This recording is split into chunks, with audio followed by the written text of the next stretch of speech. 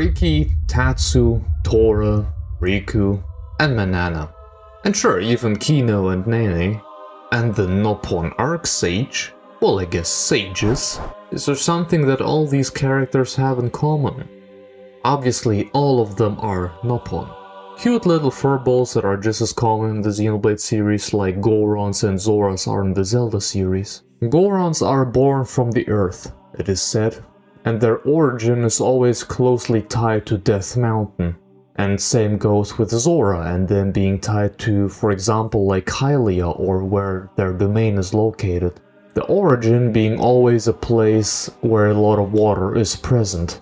But where do Nopon come from? You may answer Magna Forest, but that's not what I meant. I mean their true origin. Considering the origin of the world where the Bionis and Mechonis exist, it doesn't make much sense. The answer is not as obvious as you may think.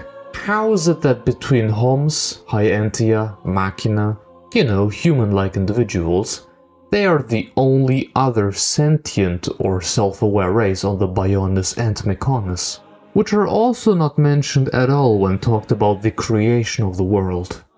How did they end up there in the first place, all things considered? The same goes for Cross, 2, and 3. There's a bit to unpack here, and I have a lot to share. Let's go.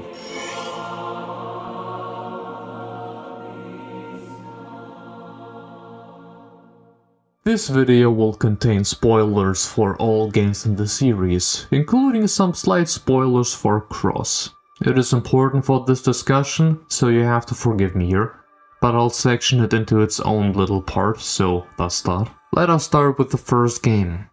Nopons live in Magna Forest, which is on the back of the Bionis. From what it seems, this isn't even a well-known fact in the game.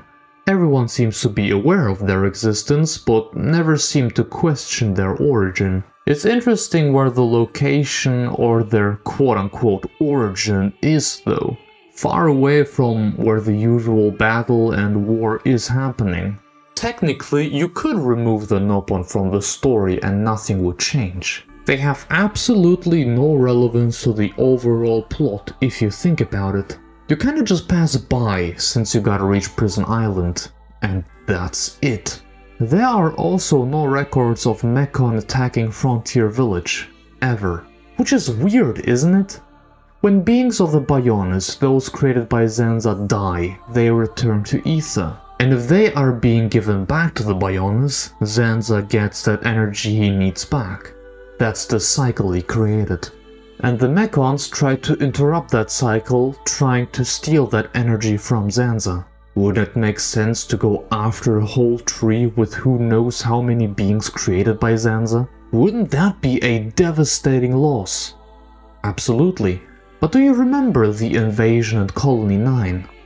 Do you saw any Nopon being hurt or straight up killed? I didn't.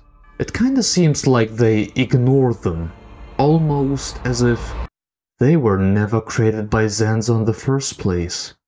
But I'll go one further. One line that is solidifying the weirdness of their presence even more so. We shall travel to the Nopon village. Nopon village? That's where we've been heading. We reckon it's our best chance of making it to the top. Since inhabiting the region, the Nopon have been a great help. You can... Since inhabiting the region. Well, where did they come from then? What was their previous settlement? That means they are native to Magna Forest? We don't know. Nopons are merchants, as you all know. A Nopon merchant in Sathol Marsh states that despite originating from Magna Forest, the Nopon are capable of being able to adapt to any environment. A Nopon in Colony 6 states that those Nopon merchants are important to the information network of the Bionis because they are almost everywhere on the Bionis. And this is something that's a common theme throughout the Xenoblade games. They always know. If something is happening around the world, they all know.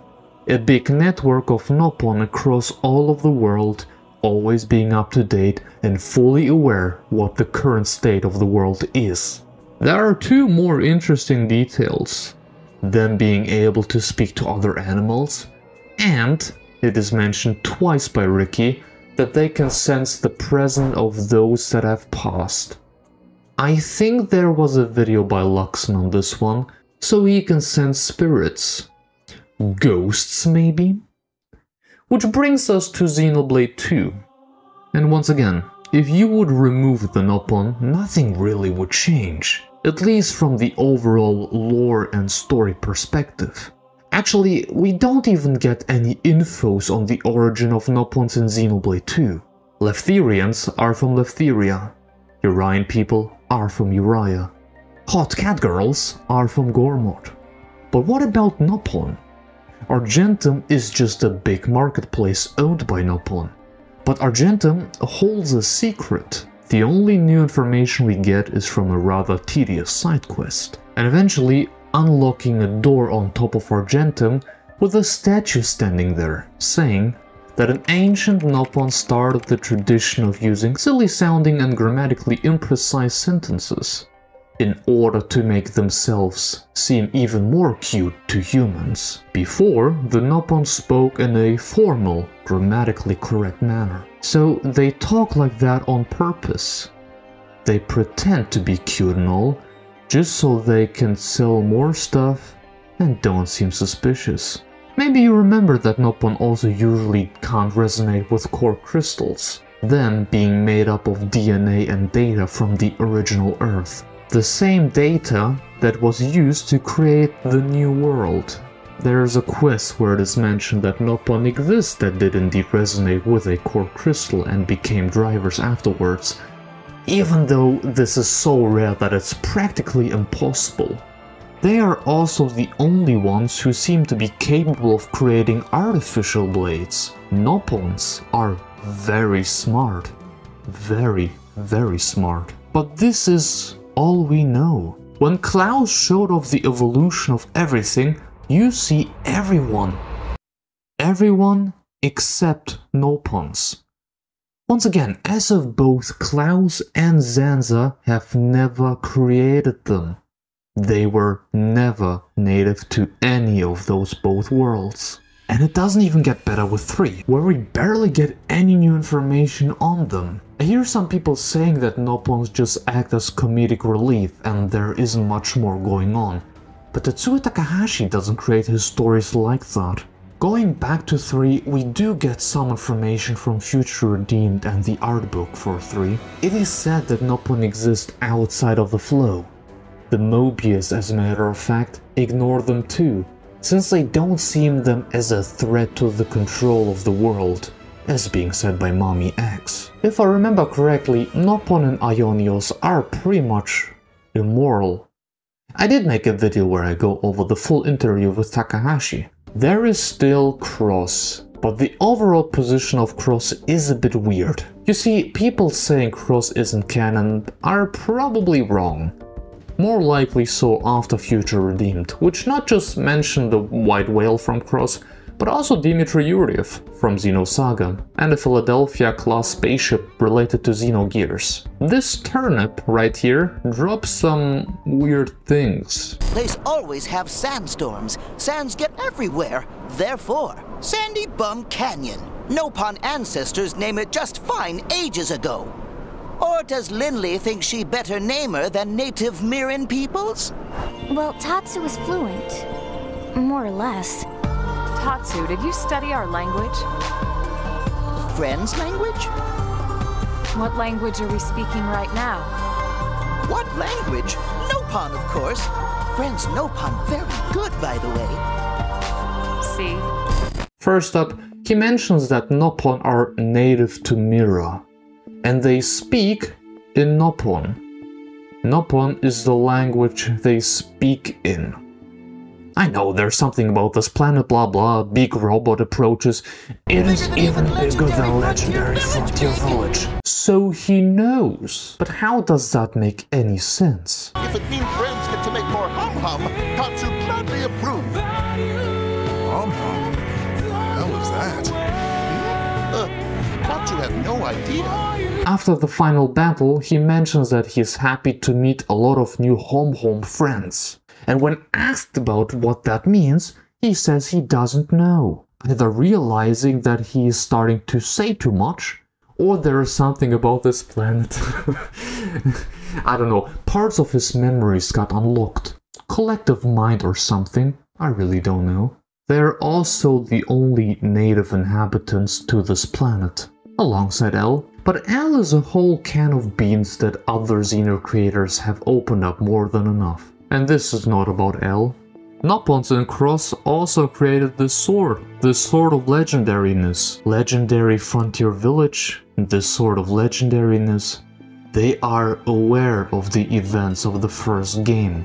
Lynn has also monados in her hair, so that's that.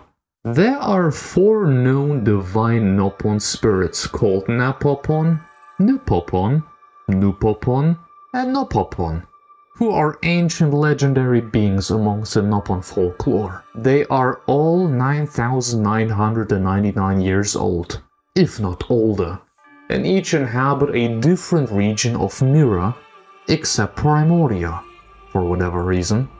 Maybe related to the Nopon Archsages. We never learn their actual names, not from 1 or 2 or 3. Did I mention that Nopopon was the name of the Nopon who wrote the info on the monument on top of Argentum? Nopons without any explanation ended up on the back of the Bionis, watching over everything, collecting information, always present, but never relevant to the story. Contradictions in their origin multiple times, and a little mistake. 2 words that slipped through by accident that opened up a lot of possibilities. We had 3 Nopon Archsages. What if Xenoblade 4 has a focus on those Nopon this time around? Granted, Malos is a big topic, but we always had multiple evil beings and a secret hidden evil person too. What if that's the last Nopon Archsage? What if Malos will have the role of Jin? The Nopon Archsage will have the role of Amalthus, and then the actual final boss of the game is Monopon, the official Monolith Soft mascot. When she was introduced to the world, she said, "Thank you for waiting, everyone. I'm your guide, Monopon, the only Nopon employee of Monolith Soft. Nice to meet you." She also introduces herself as such in-game, before she fights you, as the 13th Hero Pon. 13 being an unlucky number. She was there at the beginning, and she will proclaim the end.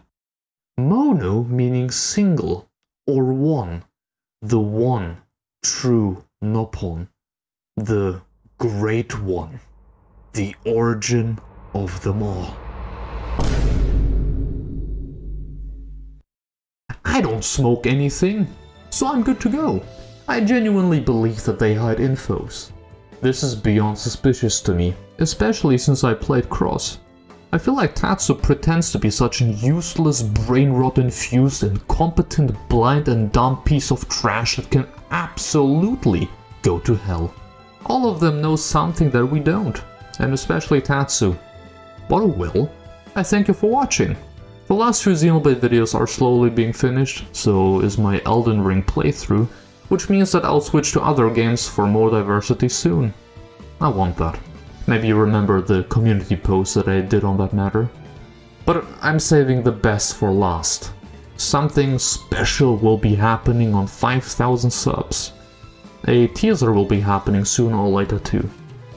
Right, leave a like, share, join the Discord or Patreon, or simply stick by, because you are appreciated. Have a good one, my friend, and I see you soon. Goodbye.